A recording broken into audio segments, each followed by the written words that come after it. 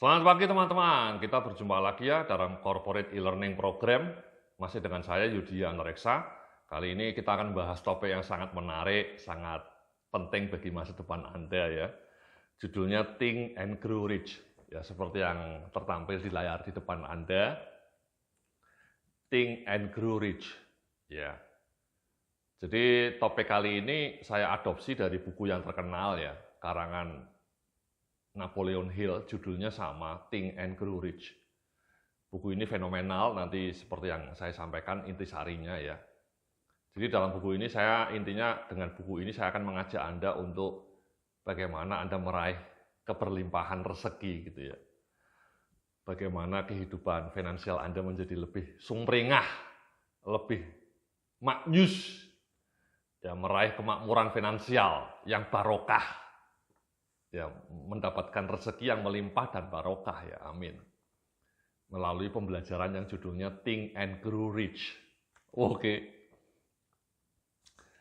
Jadi di slide berikutnya nih ya, seperti yang saya sampaikan, jadi saya mengadopsi materi kali ini dengan mengacu pada buku yang berjudul Think and Grow Rich ya. Cover bukunya ada di depan Anda. Buku Think and Grow Rich berisikan serangkaian strategi yang tak lekang oleh waktu tentang cara bagaimana bertumbuh menjadi insan yang makmur dan penuh kelimpahan rezeki yang barokah. Ya, spektakuler ini ya. Jadi di dalam buku ini kita akan belajar banyak mengenai bagaimana merumuskan langkah-langkah menjadi orang-orang yang makmur, orang-orang yang rezekinya melimpah dan barokah. Amin ya. Di slide berikutnya, saya bilang nih ya, buku ini pertama kali terbit pada tahun 1937. Ditulis oleh figur legendaris dalam ilmu personal development namanya Napoleon Hill.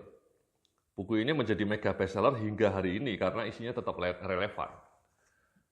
Ya, jadi buku ini sebenarnya pertama kali terbit tahun 1937 ya, jadi sudah hampir 70 tahun, sudah lebih dari 70 tahun yang lalu ya. Ditulis oleh Napoleon Hill. Napoleon Hill-nya juga sudah lama meninggal ya. Dia meninggal di tahun 50-an. Tapi buku ini masih diterbitkan sampai hari ini teman-teman ya. Ini buku klasik namanya. Ini buku klasik ini sama dengan bukunya Dale Carnegie ya. Yang How to Win People and Influence People, How to Win Friends and Influence People. Itu mirip ya. Reputasinya menjadi buku klasik. Jadi meskipun sudah terbit lama, 70 tahun lebih tahun yang lalu, tapi isinya tidak lekang oleh waktu, isinya timeless. Karena apa yang disampaikan dalam buku Think and Grow Rich ini tetap relevan hingga hari ini. Makanya sampai hari ini tetap laris bukunya ya. Anda bisa dapatkan di Tokopedia, di Shopee, atau ke Gramedia ya. Think and Grow Rich dari Napoleon Hill. Nah, di slide berikutnya saya bilang nih ya, dalam buku tersebut diuraikan sejumlah langkah kunci to think and grow rich. Mari kita bedah satu demi satu. Ya. Jadi ada beberapa langkah, saya akan menyarikan intisari buku itu supaya Anda juga menjadi sukses secara finansial. Ya. Hidup Anda menjadi top Marco top, jos Marco jos. Oke. Jadi langkah yang pertama ya, grow rich step pertama itu rumuskan financial desire Anda. Jadi rumuskan financial desire Anda atau rumuskan keinginan finansial Anda ya, atau target finansial Anda itu Anda rumuskan dengan terukur. Kalau bisa rumusannya itu yang terukur, jangan hanya bilang saya mau kaya Pak Yudi ya, saya mau sukses, itu terlalu abstrak, tidak ada gunanya. Anda nanti harus merumuskan financial desire atau harapan finansial Anda itu dengan lebih konkret, dengan lebih terukur. Ya. Jangan hanya bilang saya mau kaya, saya mau menjadi orang yang tajir, atau saya mau menjadi orang yang makmur. Itu kurang. Ya. Nanti saya ngasih contoh-contohnya ya. Contoh-contoh perumusan financial dream yang lebih konkret. Jadi di halaman 6 sini saya cerita ya. Langkah pertama yang perlu dilakukan adalah merumuskan secara jelas apa financial desire atau financial dream Anda. Jadi Anda harus coba rumuskan itu. Financial dream Anda dengan target yang terukur. Kalau perlu ada timeline-nya, ada deadline-nya gitu ya. Oke, nah di slide berikutnya nih saya ngasih contoh nih ya. Jadi rumuskan dengan cukup spesifik apa yang impian finansial ingin Anda raih ya. Beberapa contoh impian finansial yang spesifik seperti ini ya. Misalnya memiliki aset finansial sebesar 1M sebelum usia 40 tahun. Atau meningkatkan total income hingga 3 kali lipat dalam 3 tahun ke depan. Ini drastis ya, ini keren ini ya teman-teman ya. Jadi kalau bisa ketika usia Anda 40 tahun, Anda nanti punya aset ya senilai 1 miliar. Aset liquid kalau bisa ya. Di luar rumah utama Anda ya. Jadi aset liquid itu tabungan Anda atau Anda punya emas atau Anda punya modal di bank, modal saham di perusahaan atau punya saham atau punya reksadana. Jadi asetnya itu di luar rumah utama Anda. Ya, Anda misalnya sudah punya rumah itu bukan itu. Tapi selain itu Anda punya 1 miliar ketika usia 40 tahun. Itu kan amazing. Bisalah ya, insya Allah ya. Saya aja dulu bisa ini ya. Saya usianya sudah di atas 40 tahun. Tapi ketika usia 40 tahun, seingat saya sudah punya aset di atas ini. Ya. Atau meningkatkan total income ya, hingga 3 kali lipat ya. Jadi total pendapatan Anda, take home pay Anda ya, kalau bisa dalam 3 tahun Anda bisa dapat 3 kali lipat. Jadi take home pay itu ya tidak hanya gaji pokok Anda, mungkin nanti Anda punya usaha sampingan, Anda punya sumber pendapatan kedua, ketiga, dan seterusnya. Multiple income stream. Jadi penghasilan Anda bisa 3 kali lipat lebih banyak dari hari ini dalam waktu 3-5 tahun ke depan. Nah, itu kan maknyus. Ya. Contoh lainnya ini ya, di slide berikutnya nih ya, saya bilang, mampu melakukan investasi secara rutin sebesar 20% dari penghasilan tiap bulannya. Atau mampu memiliki 3 sumber penghasilan atau multiple income stream sehingga tidak hanya bergantung pada satu sumber saja. Ya, jadi kalau bisa Anda dalam setahun atau setiap bulan ya, atau setahun sama ya. Jadi 20% dari income setahun Anda itu bisa diinvestasikan. Jadi misalnya pendapatan Anda setahun 100 juta ya, penghasilan total Anda setahun kalau dihitung 100 juta misalnya. Anda bisa menyisihkan 20 jutanya untuk investasi. Wajib itu. Atau kalau penghasilannya sudah 1 miliar gitu ya. Penghasilan Anda setiap tahun 1 miliar.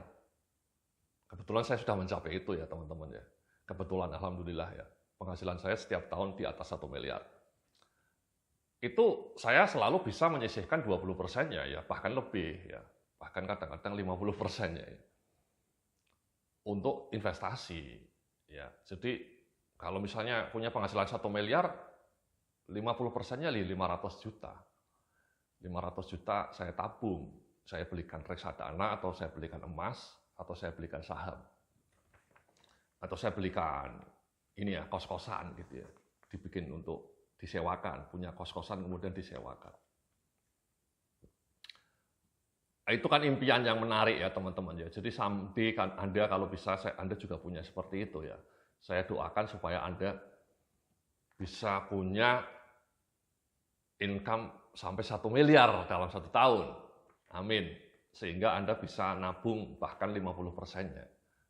Ya 50%-nya 500 juta Anda bisa nabung tiap tahun 500 juta. Itu kan dahsyat.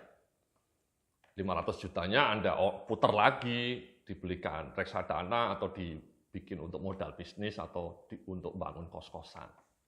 Itu kan maknyus teman-teman ya. Atau memiliki 3 sumber penghasilan ya, ini juga keren sekali ya, keren sekali. Kebetulan saya juga sudah punya 3 sumber penghasilan. Saya itu sebagai seorang konsultan punya 3 penghasilan utama. Ya ini penghasilan sebagai seorang konsultan, saya jualan jasa konsultan. Yang kedua saya juga jualan online ya, materi-materi presentasi saya ini ya, yang saya, ya ini sekarang ini yang Anda nikmati ini saya jual secara online. Itu sumber penghasilan kedua saya. Banyak juga ya, pendapatannya banyak juga. Yang ketiga saya juga punya investasi ya. Saya punya properti yang saya sewakan. Ya, saya punya apartemen yang saya sewakan dan menghasilkan passive income. Saya juga punya investasi yang dapat dividen. Tiap tahun saya dapat dividen lumayan banyak. Jadi 3 sumber penghasilan utama saya itu dari jasa konsultan, dari jualan online, dan juga dari investasi. Nah itu kan keren ya teman-teman ya, kalau Anda punya penghasilan lebih dari satu itu kan akan lebih melimpah penghasilannya, ya, lebih barokah. Amin. Di slide berikutnya saya ngasih contoh lainnya ini ya, bisa membeli rumah sendiri seharga 750 juta 5 tahun dari sekarang. Atau mampu memiliki usaha penjualan aksesori HP secara online dengan omset 50 juta per bulan dalam kurun waktu 2 tahun ke depan. Ini ya mimpi yang keren juga ya. Nomor 1 emang berat ya, banyak di media itu diramalkan banyak orang generasi milenial ya. Orang-orang yang baru menikah umur 25 tahun, 27 tahun. Itu makin kesulitan beli rumah. Karena harganya tuh paling murah di perumahan saya misalnya ya, di Kemang Pratama. Saya tinggal di Kemang Pratama, Bekasi. Di tempat saya rumah yang paling murah, rumah baru harganya 1 miliar teman-teman. Padahal ukurannya cuma 70 meter persegi. Itu kan gila ya. 70 meter persegi, kamarnya cuma 2, kecil, harganya 1 miliar. Jadi kalau gaji Anda tidak tembus 20 juta per bulan, berat. Jadi saya pernah menulis hanya orang-orang yang penghasilannya di atas 20 juta per bulan yang bisa beli rumah. Seharga 750 juta rupiah ya, atau bahkan 1 miliar. Kalau tidak ya Anda beli rumahnya makin jauh dari Jakarta ya. Saya di Bekasi ini, di Tambun mungkin harganya masih ada yang 400 jutaan ya. Tapi kan makin jauh dari Jakarta. Kecuali Anda WFH ya, kerja bisa di mana saja. Jadi problem punya rumah ini problem besar. Ya banyak orang akhirnya nggak sanggup beli rumah selamanya. Tinggal di mertuanya atau ngontrak seumur hidup. Ya berat juga. Jadi di slide berikutnya ini saya bilang ya, memiliki impian finansial yang spesifik dan terukur akan membuat Anda paham roadmap atau langkah action apa yang harus Anda lakukan agar impian itu terwujud dengan sukses. Ya, jadi Anda harus ini ya, tadi ya punya impian ya. Sekarang pun saya menulis impian ya, saya masih punya impian ya. Misalnya saya selalu menuliskan bahwa 3 tahun dari sekarang penghasilan setahun saya sekian miliar gitu. Itu saya tulis itu ya sekian miliar gitu ya. Dalam 3 tahun ke depan lah, insya Allah penghasilan saya sekian miliar.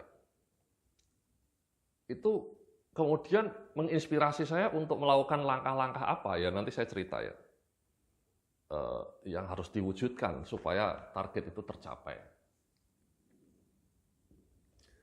Jadi yang di slide nomor 11 ini ya, maka mulailah dengan merumuskan secara cukup spesifik apa impian finansial yang ingin Anda raih gitu ya. Jadi Anda rumuskan itu, saya itu punya itu di HP saya itu ada note. Ya kan Anda punya HP, kalau bisa ditulis note itu saya nulis itu. Target finansial saya 2 tipe, target optimis sama target moderat. Target optimis penghasilan saya sekian miliar, target moderat penghasilan saya sekian. Dan kemudian saya rinci itu. Ya, target penghasilan dari jasa konsultan berapa, penghasilan dari jualan online, kursus online seperti ini berapa, pendapatan dari investasi saya berapa. Itu saya tulis itu, Mas, Mbak ya, teman-teman ya. Dan kemudian saya baca itu. Target optimis misalnya sekian M, target moderat sekian gitu. Jadi rinci, bukan hanya target global ya, tapi pendapatannya dari jasa konsultan berapa, dari jasa jualan online berapa, dari jasa investasi berapa. Gitu ya teman-teman ya, kalau bisa Anda nulis juga seperti itu. Kemudian di slide berikutnya saya bilang step kedua, grow rich step kedua, tumbuhkan ekspektasi positif. Insya Allah saya akan bisa meraih impian finansial saya. Insya Allah. Itu kata-kata kunci itu teman-teman. Jangan pesimis, ya, optimis. Ya, saya bilang nih. Ekspektasi kita akan masa depan itu benar-benar berdampak pada realitas yang akan terjadi. Saat pikiran kita cenderung selalu pesimis, ragu, dan khawatir tentang masa depan kondisi finansial kita, maka realitas yang akan terjadi benar-benar bisa sesuai seperti yang kita bayangkan. Ya, jadi kalau Anda fokusnya pada kesulitan, susah Mas Yudi, hidup makin mahal, makin susah. Itu kata-kata makin susah itu betul-betul akan menjelma menjadi kenyataan, hidup Anda kan susah beneran. Kalau saya seperti ini teman-teman, insya Allah saya bisa mencapai target, itu kan targetnya sudah saya tulis di bawahnya, insya Allah saya bisa mencapainya. Dan kemudian saya merasa bahwa tidak mudah mencapainya, akan ada banyak tantangan. Saya bilangnya tantangan ya, bukan problem ya, tantangan. Tapi saya sudah menyiapkan solusinya. Ya nanti saya sampaikan juga. Itu penting itu teman-teman. Jadi ketika Anda merasa pesimis, Anda langsung mikir solusi sebenarnya. Jangan pesimis. Anda mikir jalan keluarnya, solusinya apa. Ya. Itu penting itu teman-teman ya. Jadi Anda selalu punya jalan keluar yang bagus. Di slide berikutnya saya cerita nih. Sebaliknya jika pikiran kita dibayangi oleh harapan positif, optimisme, dan juga disertai ekspektasi bahwa kita insya Allah akan bisa meraih impian finansial yang sudah kita rumuskan, maka ini semua bisa benar-benar berdampak positif bagi realitas finansial kita di masa depan. Ya, jadi kalau kita prasangkanya positif, kan Tuhan sendiri mengatakan ya, saya kebetulan Muslim, ada ayat Qudsi, ya bukan di dalam Al-Quran ya, namanya ayat Qudsi ya. Itu Tuhan bilang bahwa Anda seperti yang Anda prasangkakan. Jadi apa yang Anda prasangkakan itu akan menjelma menjadi kenyataan. Ya. Kalau Anda prasangkanya negatif terhadap diri Anda pesimis, Anda negatif tentang masa depan Anda, ya itu yang akan terjadi. Penjelasannya gimana penjelasannya? Karena gini teman-teman, ketika Anda fokusnya pada pesimisme, pada kesulitan, akhirnya kemudian motivasi Anda untuk berubah menjadi makin surut karena Anda merasa gentar duluan. Anda sudah putus asa. Ya, bahkan pesimisme Anda itu tidak membuat Anda bersemangat. Padahal untuk memulai perubahan kan Anda butuh semangat. Anda tidak punya harapan positif, tidak punya ekspektasi positif. Akhirnya ya lama-lama hidup Anda akan nyungsep karena pesimisme Anda itu akan membuat Anda stuck, membuat Anda tidak termotivasi untuk melakukan perubahan. Dan ketika Anda tidak melakukan perubahan, ya hidup Anda akan stuck selamanya ya, tenggelam dalam kenistapaan. Oke. Jadi di slide 15 nih saya cerita nih ya, what you think is what you get. Ya, what you think is what you get. Apa yang Anda pikirkan, maka itulah yang akan Anda dapatkan. Ini berkali-kali terjadi ya teman-teman ya. Ketika saya dulu belum sekolah di Amerika, itu ketika saya kuliah S1 itu saya selalu punya ekspektasi positif. Someday saya harus dapat beasiswa dan sekolah di Amerika. Dan kejadian ya, ekspektasi saya menjadi kenyataan. Yang kedua, ketika saya belum punya blog, ya dulu saya gaptek, saya tuh selalu punya keyakinan someday saya harus bisa punya blog dan blog saya akan menjadi blog terbaik di Indonesia. Dan 2 tahun kemudian menjadi kenyataan teman-teman. Ekspektasi saya itu menjadi kenyataan. Saya bisa bikin blog dan blog saya bagus, banyak pembacanya dan pernah terpilih sebagai blog bisnis terbaik nomor 1 se-Indonesia. Itu kan gila. Maksudnya ekspektasi positif itu berkali-kali terjadi. Berikutnya saya punya ekspektasi dari dulu pengen nulis buku. Pengen nulis buku dan laku. Dan saya selalu prasangkanya positif ya. Insya Allah saya bisa nulis buku, insya Allah saya bisa nulis buku. Yakin saya, insya Allah saya bisa nulis buku. Dan kejadian saya bisa nulis buku 12 lagi. Dan kemudian sebagian sudah saya terbitkan dan laku. Kemudian saya juga dulu punya mimpi bisa punya rumah 2 lantai gitu ya, yang bagus. Ada perpustakaan pribadinya. Itu dulu saya mimpi kayak gitu tuh, ekspektasi saya. Dulu waktu masih jadi karyawan, gaji saya belum banyak. Tapi saya selalu prasangkanya positif. Dan kenyataannya terjadi. Saya sampai punya rezeki bisa membangun rumah 2 lantai yang bagus. Jadi prasangka saya itu selalu positif teman-teman. Saya selalu menaruh prasangka positif terhadap kemurahan hati Sang Penguasa. Tuhan yang Maha Esa, yang Maha Pemberi rezeki ya. Itu penting itu teman-teman ya, prasangka positif itu akan membuat jalan rezeki Anda terbuka. Ya, selain tadi, kalau Anda punya harapan positif, ya Anda menjadi semangat. Ya, ketika Anda punya harapan positif, ya Anda akan tergugah untuk melakukan action, karena Anda merasa bahwa action Anda nanti someday akan membuahkan hasil. Ada harapan positif. Bayangkan kalau Anda sejak awal aja sudah bilang sulit-sulit Pak Yudi, nggak bisa, saya nggak bisa.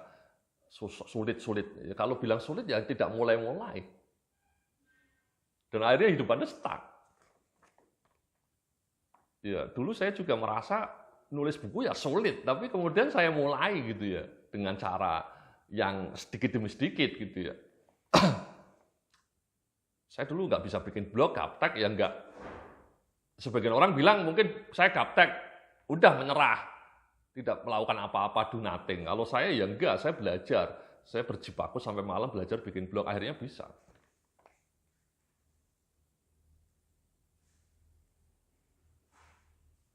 Oke ya, di slide berikutnya ini saya bilang nih,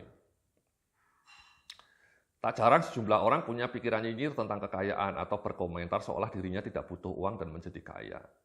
Pola pikir semacam ini benar-benar bisa memblokade orang itu dari jalan rezeki yang melimpah dan barokah.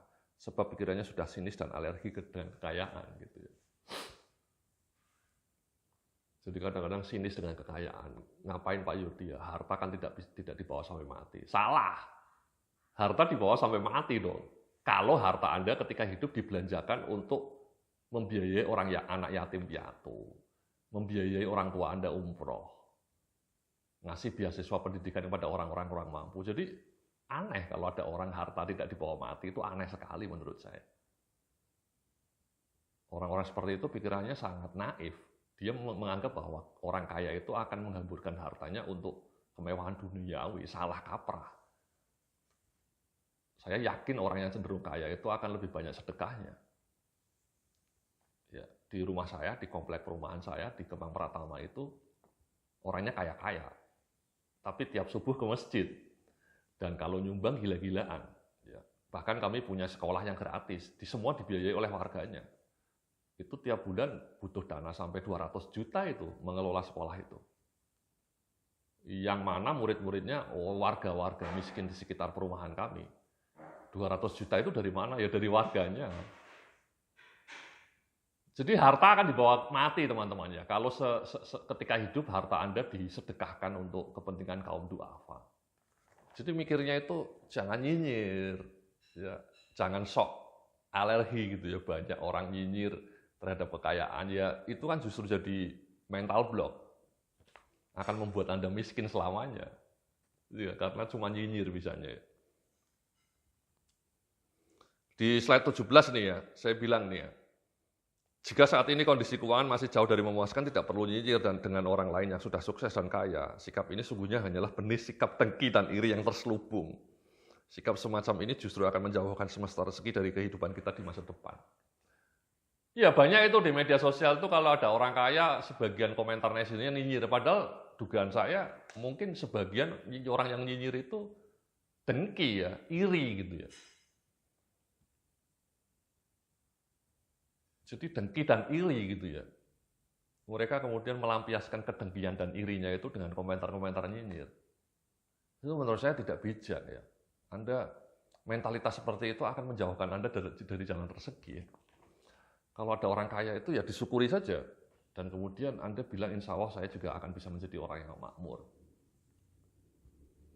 Insya Allah dengan usaha saya juga bisa menjadi orang yang kaya, yang rezekinya melimpah gitu. Jadi prasangkanya positif teman-teman pada kemakmuran finansial itu ya. Nah ini alih-alih nyinyir, alih-alih dengki sama iri gitu ya. Anda lebih baik melakukan seperti yang saya sampaikan ya di slide 18 ya. Cara menumbuhkan ekspektasi positif yang efektif. Bayangkan impian finansial yang ingin Anda raih. Bayangkan hambatan dan tantangan yang akan menghadang dalam perjuangan meraih impian finansial tersebut. Lalu bayangkan seolah Anda sudah sukses mengatasi beragam hambatan dan problem tersebut melalui beragam action yang Anda lakukan. Itu teman-teman. Ya. Jadi ketika Anda melamun, mau jadi orang kaya, mau punya Honda CR-V, atau mau punya rumah 2 lantai yang bagus, jangan hanya melamun. Kemudian Anda harus sertai dengan mikir apa tantangannya ya, problemnya ya akan saya temui. Dan kemudian Anda mikir apa jalan keluarnya. Ya, mikir apa jalan keluarnya. Ya, jadi nanti saya akan ceritakan itu di langkah ketiga ya, bagaimana merumuskan jalan keluarnya ya. Jadi di slide berikutnya ini saya bilang ya, karena itu ekspektasi yang positif hanya akan menjadi nyata jika disertai dengan perumusan action plan yang cukup konkret. Kalau hanya membayangkan tanpa disertai action, ini namanya melamun, hayalan belaka. Gitu. Ngalamun, banyak orang ngalamun mas ya, ngalamun berjam-jam sambil tiduran, kemudian tidak pernah action, itu banyak. Dulu saya juga mungkin kayak gitu ya, dulu pernah ya beberapa kali ya, tapi sekarang saya ketika melamun itu, melamunnya adalah action apa yang harus saya lakukan. Ya, misalnya ketika saya mau punya target supaya penghasilan jualan online saya nambah. Selama ini jasa konsultan saya sudah bagus ya penghasilannya. Saya ingin penjualan online saya juga nambah. Itu saya mikirnya produk baru apa yang harus saya bikin. Itu menjadi obsesi saya. Jadi ketika saya melamunnya itu produktif. Ya ini kira-kira produk baru apa yang harus saya luncurkan. Dan kalau sudah ketemu ide produknya, bagaimana cara membuatnya ya. Contohnya ya persis sekarang ini ya teman-teman. Ini sekarang yang sedang Anda lihat ini. Ini buah dari lamunan saya ini. Dulu saya melamun, ini apalagi yang harus saya bikin ya supaya saya dapat penghasilan baru ya. Ya ini produk baru yang muncul ini sekarang ini. Kursus corporate e-learning. Ada 21 video, 21 topik ya. Saya bikin mati-matian. Tapi ini buah dari lamunan ini teman-teman. Jadi lamunan saya produktif, tidak cuma ngarang tiba-tiba Anda kaya seperti Atta Halilintar, tiba-tiba Anda bisa beli mobil, tiba-tiba Anda bisa punya rumah, dapat lotre, itu omong kosong. Saya mikirnya konkret, bagaimana saya mendapatkan penghasilan sampai 100 juta dari jualan online per bulan. Caranya bagaimana? Ya bikin produk baru. Apa produk barunya ya? Ya ini misalnya video yang Anda tonton ini. Setelah ketemu bagaimana? Saya mikir kemudian melamunnya bagaimana cara mewujudkannya. Itu yang berdarah-darah lagi. Saya nyusun topiknya, saya nyusun outline-nya, saya bikin videonya, saya bikin rencana kerjanya. Gitu teman-teman. Ya. Jadi ini di halaman 20 nih ya, saya cerita nih ya. Teori tanpa aksi adalah ilusi. Ya, aksi tanpa teori adalah anarki. Jadi tadi ya, kalau Anda melamun tanpa aksi ya ilusi. Ya, kalau Anda punya rencana, teori ya, saya ingin kaya Pak Yodias. Ini target saya, itu kan teori. Saya punya target, tapi tanpa aksi ya hanya jadi fata morgana.